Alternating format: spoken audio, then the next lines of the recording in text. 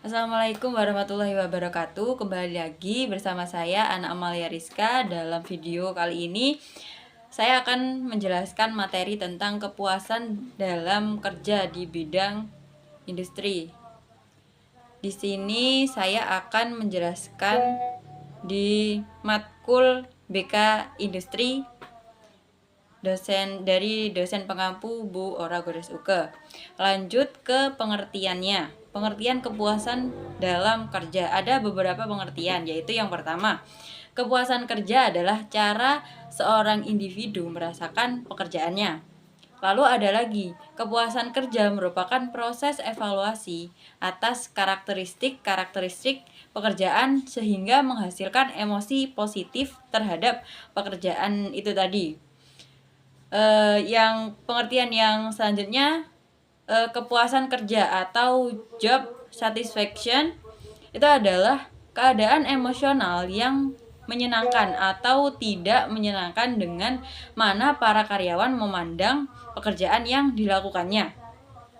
Lalu ada tokoh yang bernama Loki mendefinisikan kepuasan kerja sebagai tingkatan dari emosi positif dan menyenangkan yang dirasakan oleh individu terhadap pekerjaannya. Dan dari pengertian di atas, kesimpulannya adalah kepuasan kerja merupakan sikap yang ditunjukkan oleh individu terhadap pekerjaan yang dilakukannya sesuai dengan penilaian terhadap situasi kerja. Yang selanjutnya poin B, yaitu aspek-aspek kepuasan kerja. Nah, kepuasan kerja terdiri dari beberapa aspek, yaitu yang pertama gaji. Nah, gaji ini merupakan suatu imbalan yang diterima seorang karyawan sebagai imbalan atas semua hal yang mereka lakukan kepada perusahaan. Lalu yang kedua adalah kesempatan mendapatkan promosi. Nah, ini merupakan kesempatan yang diberikan kepada karyawan oleh perusahaan yang bertujuan untuk naik pangkat dalam pekerjaannya. Dan yang ketiga yaitu tunjangan tambahan. Ini merupakan tambahan pendapatan di luar gaji pokok seperti tunjangan kesehatan dan tunjangan rekreasi ataupun liburan. Dan yang keempat yaitu atasan. Nah, aspek ini mengukur sejauh mana sih karyawan puas dengan gaya kepemimpinan atasannya, entah itu pemimpin yang otoriter ataupun yang kalem. Nah, menurut McKenna di dalam jurnal Baliarti, kepuasan kerja karyawan dapat ditentukan oleh gaya kepemimpinan atasannya.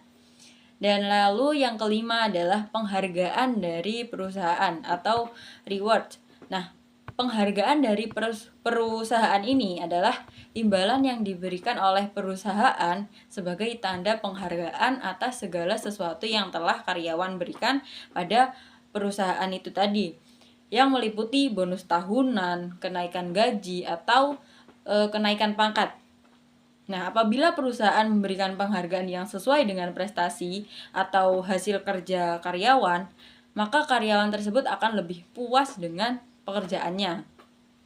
Dan yang keenam yaitu peraturan dan prosedur kerja.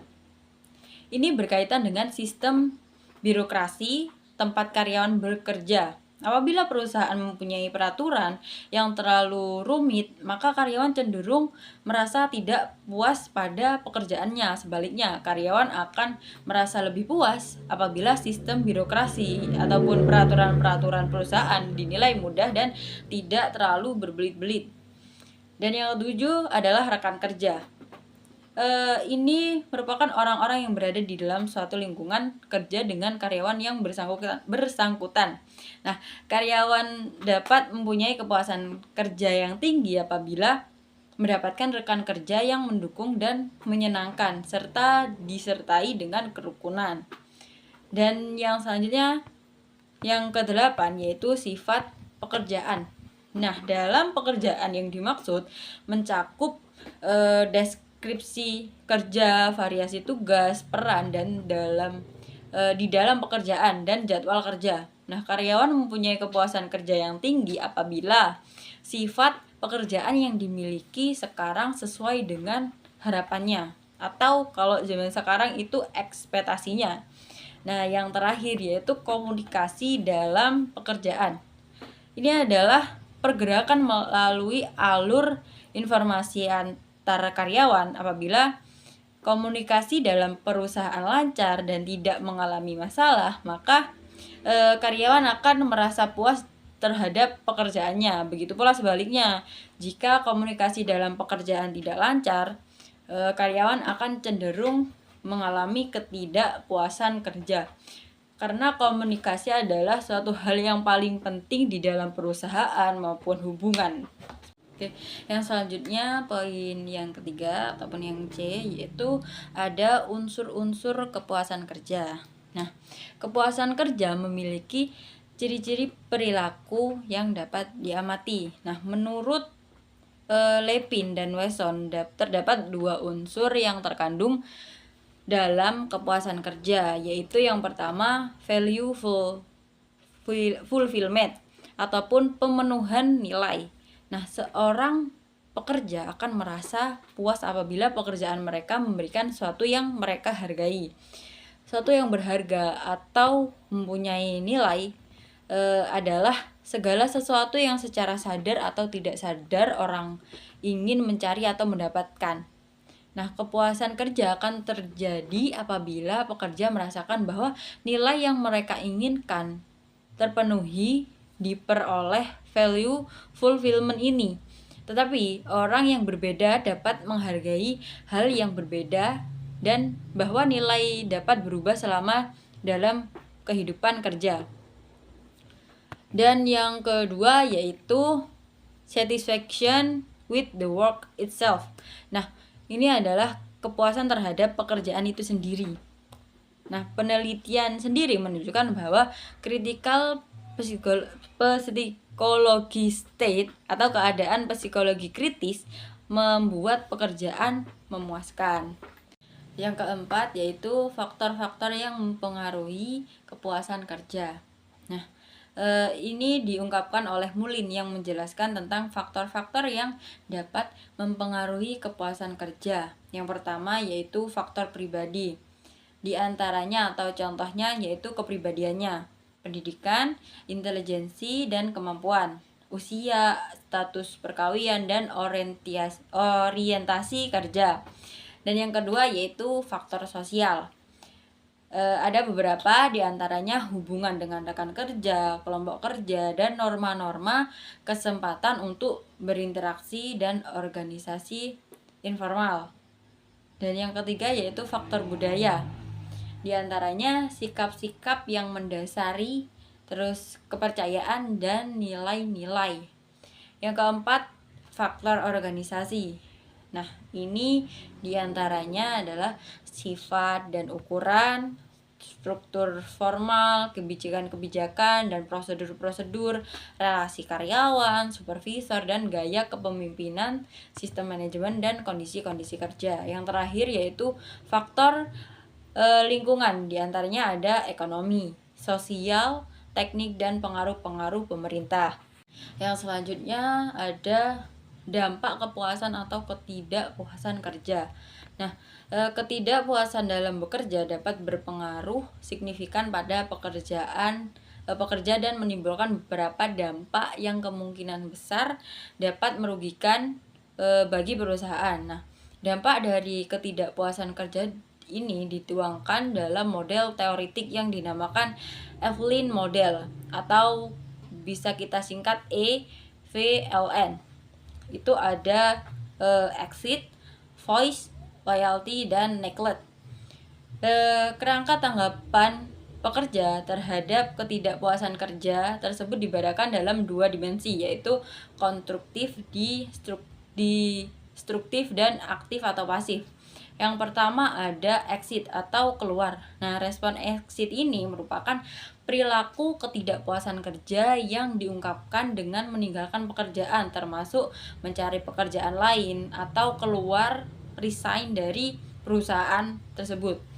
Dan yang kedua, menyuarakan atau voice. Nah, respon voice ini merupakan perilaku ketidakpuasan kerja yang diungkapkan melalui usaha aktif dan konstruktif untuk memperbaiki kondisi, termasuk menganjurkan saran perbaikan dan mendiskusikan persoalan dengan atasan. Jadi, mereka tidak langsung keluar, tapi mereka menyuarakan pendapat-pendapat atau kritikan kepada atasan. Jadi, tidak langsung keluar dari perusahaan. Mereka masih ada usaha untuk menyuarakan. Dan yang ketiga adalah kesetiaan atau loyalty. Nah, respon ini merupakan perilaku ketidakpuasan kerja yang diungkapkan dengan menunggu secara pasif hingga kondisinya menjadi lebih baik, termasuk membela perusahaan terhadap kritik dari luar dan percaya bahwa perusahaan dan manajemen akan melakukan hal yang tepat untuk memperbaiki kondisi. Jadi di sini karyawan mereka akan pasif, menunggu secara setia, bahasanya untuk menunggu perubahan. Jadi mereka tidak bergerak, tidak juga mengundurkan diri. Mereka akan tetap menunggu, entah itu lama maupun cepat. Dan yang terakhir yaitu mengabaikan atau neglect. Respon neglect ini merupakan perilaku ketidakpuasan kerja yang diungkapkan melalui sikap membiarkan keadaan menjadi lebih buruk, termasuk sering absen atau datang terlambat, kesalahan yang dibuat sebanyak-banyaknya. Jadi mereka lebih cuek atau bodoh amat terhadap masalah-masalah yang terjadi di dalam perusahaan itu sendiri, dan mereka menunjukkan ketidakpuasannya dengan cara membolos kerja. Oke, untuk yang terakhir yaitu strategi untuk meningkatkan kepuasan kerja. Nah, kepuasan kerja merupakan keadaan emosional karyawan yang menyenangkan atau tidak menyenangkan dalam memandang pekerjaan mereka, seperti pada pengertian yang di awal. Nah, peningkatan kepuasan kerja merupakan salah satu segi efektivitas perusahaan. Efektivitas dalam suatu organisasi atau perusahaan dapat dicapai melalui kelancaran proses komunikasi antar pihak dalam perusahaan yang pada akhirnya memperlancar perusahaan tersebut. Nah, dalam meningkatkan kepuasan dan moral kerja karyawan, perusahaan membuat dan mengimplementasikan berbagai jenis program yang dirancang untuk membuat pekerjaan menjadi lebih menarik. Nah, program yang dilakukan oleh perusahaan untuk meningkatkan kepuasan dan moral dari karyawan itu sendiri ada beberapa. Yang pertama yaitu menaikkan upah karyawan. Dan yang kedua, memberikan kenaikan jabatan karyawan yang berprestasi. Kan tidak semua karyawan berprestasi. Jadi kita harus memilah